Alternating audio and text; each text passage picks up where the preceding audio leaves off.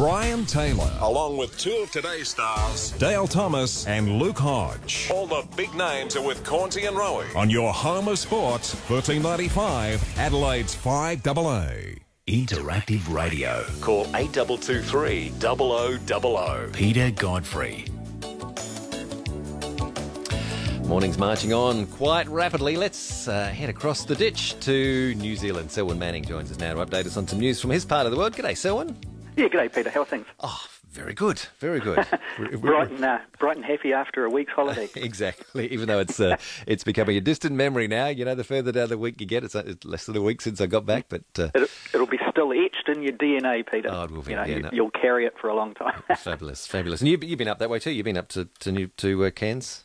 Yeah, a few times, and going through Cairns, Townsville, and up in Darwin. Whenever used to catch rides on the Air Force planes going up to anywhere north, often they would pop into Aussie on those routes. So it's quite cool. We used to be able to get a bit of a look around, you know. And I know a lot of people I know here have either settled up in that part or have come back from holidays and just said, "Oh, this is just so fantastic." I'm sure you could. Yeah, well, there were Kiwi accents everywhere. From the little tourist office that we booked the cruise out to the reef on. It was actually a mother and daughter who ran that. They were from New Zealand, and even just chatting to people in pubs and at other places, just Kiwis everywhere. You know, might be saturation point. Well, yeah, it could be coming, an outer suburb of Auckland perhaps soon, Cairns. It is looking a little bit like a ghost town in parts, so maybe. Is it? No, everyone's coming over here.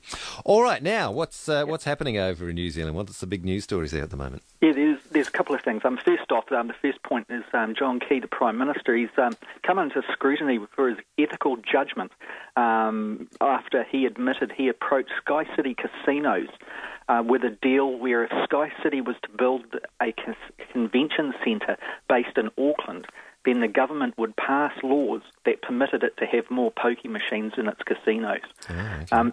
Now, this news has been around for some time, except it was understood that Skycity had approached the government and John Key, but now it turns out that John Key actually facilitated this particular avenue. Now, the ethical judgment aspects comes into it, where the process of tendering hasn't been followed. You know, like that level playing field that governments generally follow. Certainly ones, like Australia and New Zealand. There'll be a tender process if they want to build a convention centre, an entertainment centre, or something like that at state level, etc., etc. Then the method of doing so would be to state an intention, put it out for tender, and then interested parties that are able to build it would obviously put in a pitch for it, and then a selection process would go through. Now, John Key, the Prime Minister, has circumnavigated all of that, put it all to the side. He's gone straight to Skycity casinos, and he said, okay, no, you build the centre. This is what we want. We want to improve Auckland's facilities for tourists, etc., that are coming through the city. If you do that, we'll go and change the law for you, mate. It'll be all sweet. And this has been limping on all week for John Key since his admission that it was him who facilitated it, Peter. And it's following. He's overseas at the moment, isn't he? Is it Singapore? Indonesia, and then on to Singapore. He's in Singapore at the moment, I think it is. His big ticket presence in Indonesia was one to facilitate the value-added aspects of New Zealand trade and export. There's an ASEAN, Australian, New Zealand free trade agreement that includes Indonesia now, and he was up there to try and actually manoeuvre and get some movement on those aspects. It has been dogged by this, and back home, one of his most senior cabinet ministers, certainly the one with all the power, is Stephen Joyce. And Stephen Joyce last night had to amend a statement that he'd made where he'd said he hadn't met with Skycity board or individuals for at least 5 months, and then he corrected the statement last night saying, well, actually, he met with them last week. So there's all sorts of strange things coming through from this whole deal. It's understood that Skycity would spend, if this deal went ahead, would spend around $350 million on building the convention centre. The mitigating factors around the Prime Minister's want to have this here is, he says, it will create around 900 jobs to build the convention centre, and after its construction's concluded, there would be around 900 jobs attached to its ongoing kind of operation. So he's sticking to that, and he's also kind of shrugging his shoulders and saying to the opposition parties, namely the Labour Party, New Zealand First and the Green parties, who are saying what he's doing is putting law up for sale, basically. Okay. And he's saying, no, that's nonsense. We just want something good for the tourists coming into Auckland.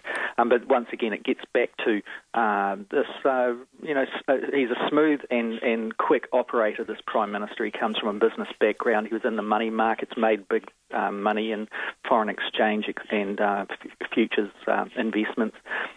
He is the kind of guy that wants things to happen very quickly, and you can see that his motivations for this type of thing is to go to what would be considered here one of the winners, and to get them on side to try and actually get a centre that he thinks is necessary.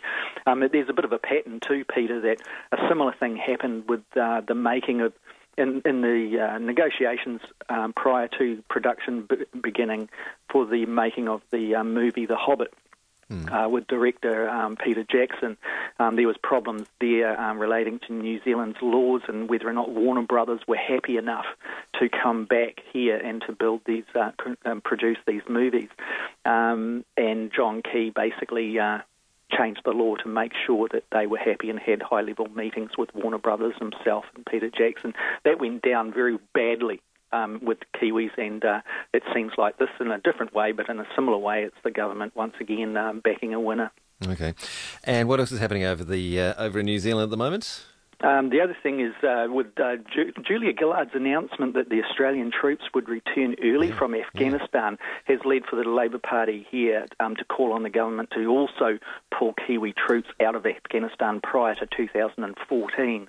Now, the New Zealand government has already pulled back the SAS contribution to Afghanistan and announced that the soldiers up in the Bamyan province in a supposed reconstruction role would be coming back in 2014. But with Julia Gillard's announcement, the Labour Party is saying, well, actually, they should come back at the same time. If Australia troops are coming back early, then New Zealand troops should be as well. Yeah, okay. All right, Selwyn, we'll have to leave it there. We're out of time. Good to talk to you again, and we'll catch you again next week. It's always good, Peter. And, of course, you can read more too on your website, livenews.co.nz. Thanks, Selwyn. Okay, Peter. Bye. Selwyn Manning. You can read it more on that website, yes, livenews.co.nz. Coming up at 5:30, a couple of minutes away, and Stone with all the latest news, sport and weather. And 6 o'clock, breakfast with Keith Conlon, John Keneally, Jane Dore, Chris McDermott, and Man on the Street, Tim Geneva. Tired of maintaining your home and garden? Looking for freedom and more time spent with friends and family? Choose your new retirement lifestyle and move to an Aveo retirement village where you'll have peace of mind, security and be part of a vibrant community. With 15 Aveo villages available across the metropolitan area and with choices of accommodation, now is your time to make the move. Ask Mary or Kerry about the great incentives